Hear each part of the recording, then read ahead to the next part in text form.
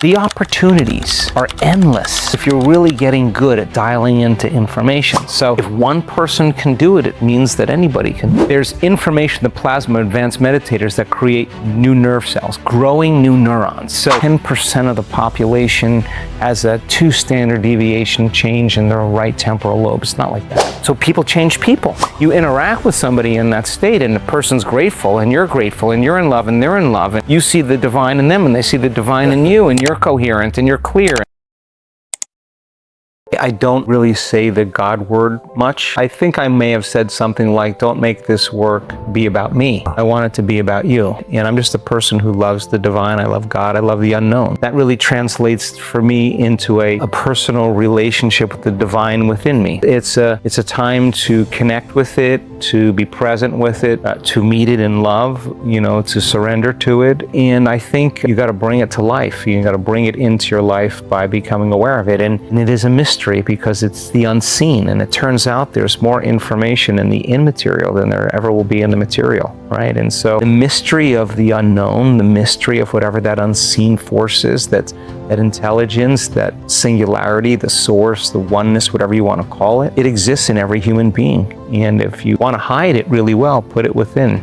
People look everywhere else for it. So it's been a process of investigation for me since 1986, and having a love affair with the divine within you and making time to be present with it and to have a relationship with it and connect with it. I think it works in really wonderful and mysterious ways. The challenge that I have in my life, given my schedule and the amount of hours that I travel, is to really prioritize that. One of the things that has been very helpful for me is to set my cell phone down after 7 o'clock at night, just to set it down and do things that normal people would do if they didn't have technology, whether it's being out in nature or going to the beach or taking a scooter ride or working in your garden or reading a book or sitting outside and watching the birds. I think it's really good. That's all part of the process. So for me, I think, one of the challenges that I have, if I was being vulnerable, would be like having the time when I'm traveling to go as deep as I want, because with these events that we run, we're up at 5 in the morning and we finish at 7:30 or 8 at night. I mean, I'm doing the meditations while I'm leading. I'm doing it with everybody. But I would say that would be something that I would want to get have more time for. So it's a sacrifice, right? I think synchronizing your heart to your brain, I think the brain may think, but the heart knows.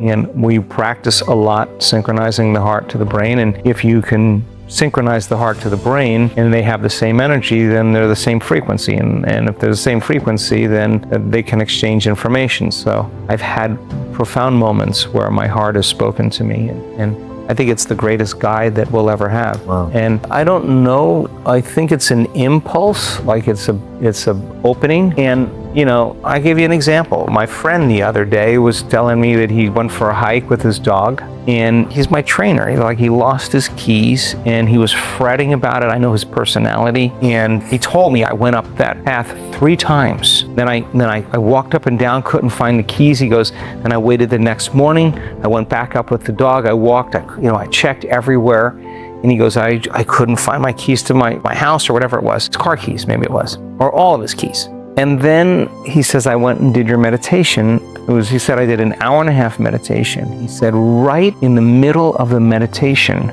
he said, I just saw that like a screen opened up.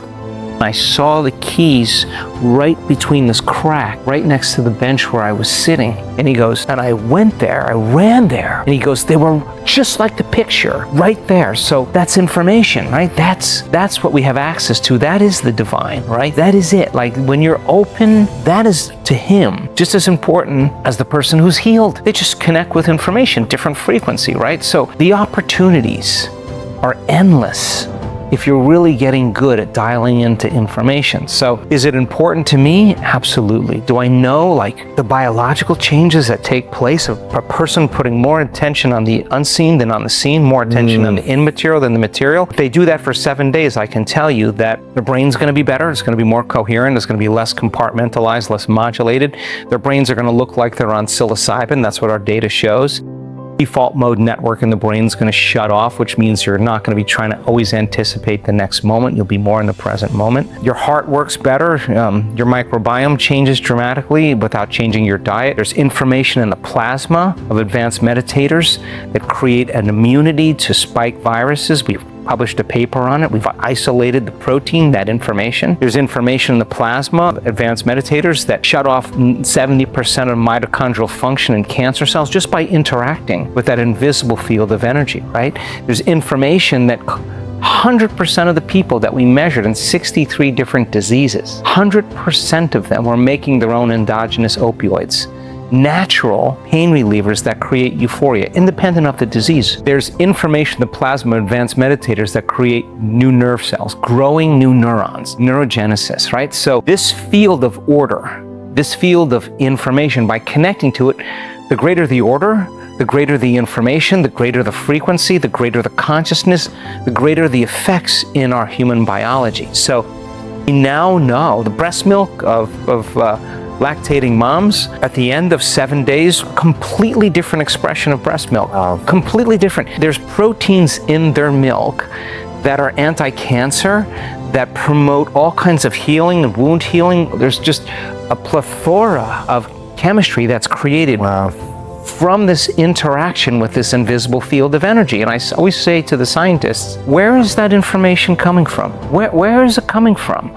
I mean, how can you have all these metabolites all of a sudden in the blood that weren't there before at the beginning of 7 days? When the nervous system is tuned and the thinking brain is dialed down, your autonomic nervous system is the chemical brain, it is the emotional brain. It's going to begin to transduce the information in the form of frequency into biology and chemistry. And so all of these regulatory factors and metabolites are up-regulating for growth, for repair. There's new neurons sprouting, right? The cell is greater than the environment. Put a virus there and it cannot enter the cell. You know, they're down-regulates the genes for Alzheimer's.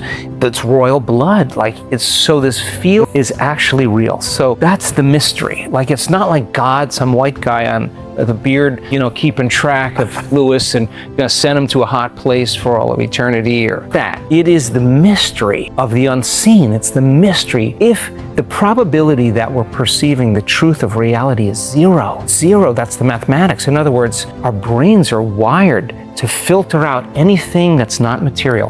We're basically seeing the wavelength, the small frequency band of visible light, red, orange, yellow, green, blue, indigo, violet, that small bandwidth, that frequency is bouncing off the most stable form of energy called matter, and it's fooling us into this illusion, separation. That's a very small percentage of reality. That's less than 1% of reality. So then put less of your attention on the material and more of attention on the immaterial. Disinvest all of your attention out of three-dimensional reality to teach people that that field is real.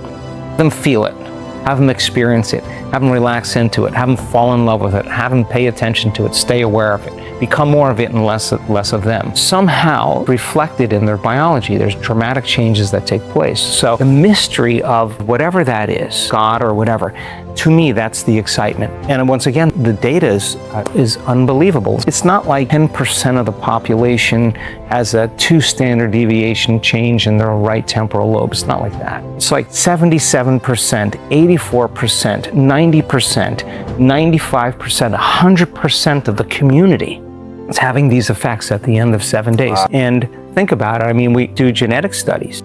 Independent of the person's genome, their individual genome, genes make proteins. At the end of 7 days, people behaving in the same way, learning the same information, doing the same things, creating the same feelings. At the end of 7 days, 80% of the people are expressing the same genes, making the same proteins. That means there's an emergent consciousness that's taking place biologically when people behave in the same way that's reflected in their gene expression. In other words, the flock, the herd, the tribe is evolving collectively together because they're sharing the same consciousness. So people change people. Then you interact with somebody in that state, and the person's grateful, and you're grateful, and you're in love, and they're in love, and you see the divine in them, and they see the divine in you, and you're coherent, and you're clear, and you've kind of managed your attention and your emotions, and you're kind of out of that personality. It's bound to start creating all kinds of health changes in people as a side effect of it. Yeah. And it's not uncommon that someone stands on the stage that has a certain health condition. I saw it happen just a couple months ago, or a guy with Parkinson's. He lost his memory, and he lost his hearing, then he lost his eyesight, and then he couldn't move. He got paralyzed on one side of his body. He had tremors, he had a lot of pain, he was drooling on himself, he was frozen in prison. I saw him on the stage, he has no cane, he's walking, he has nothing, no effect, right? He's this complete reversal of the condition without taking anything. But what it speaks to is that 4-minute mile where somebody in the audience is like, this dude doesn't look any different than me. He's in his 60s. He looks a little overweight. He's wearing a baseball cap. I'd probably walk past him in the street. But he's the example of truth.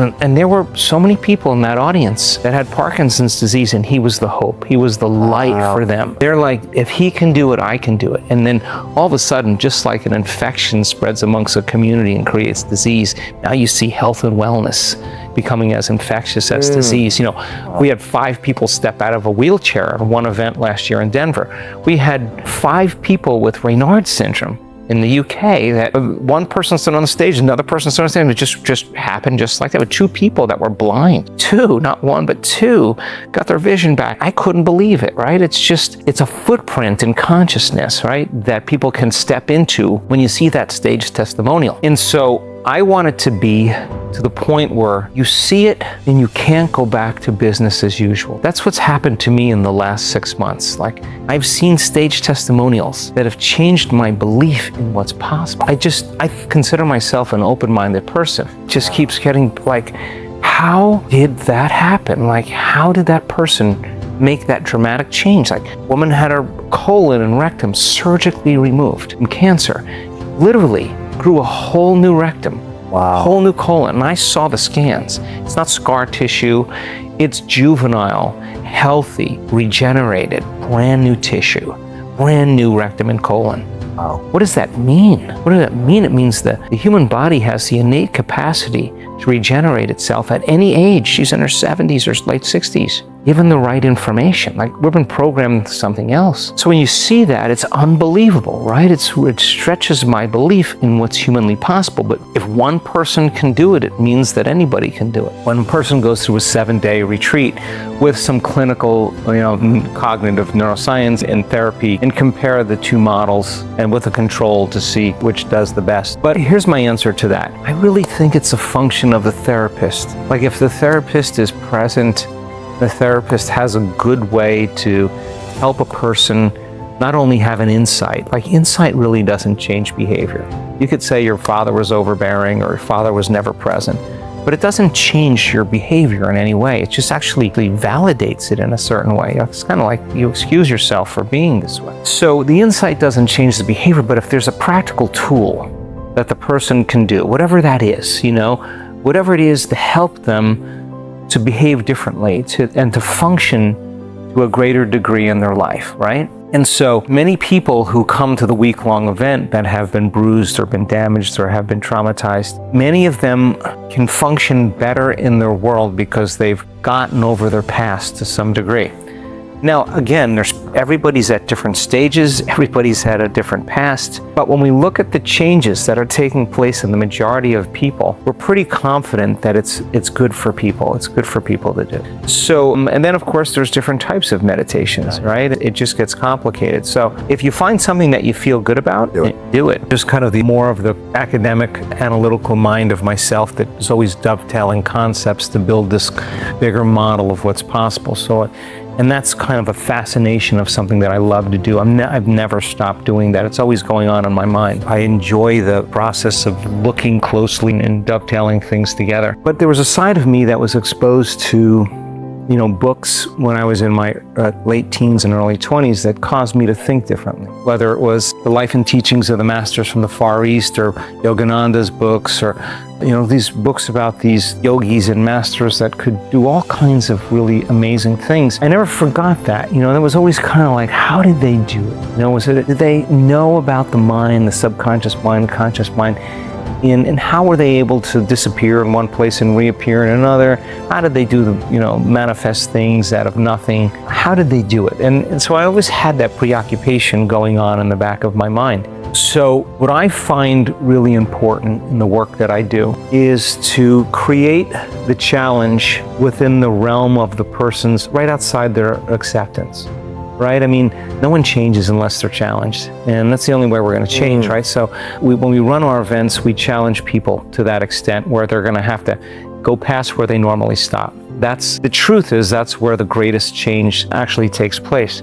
So if a person then has the understanding, like, okay, if I healed myself, and this has happened, people have healed themselves numerous times, that's a new experience. I'm not just talking about healing a cut, or sore throat, or whatever, or an earache. I'm talking about healing a chronic health condition, which, by the way, requires change, lifestyle change. I heal myself. Is it possible that I can heal another person?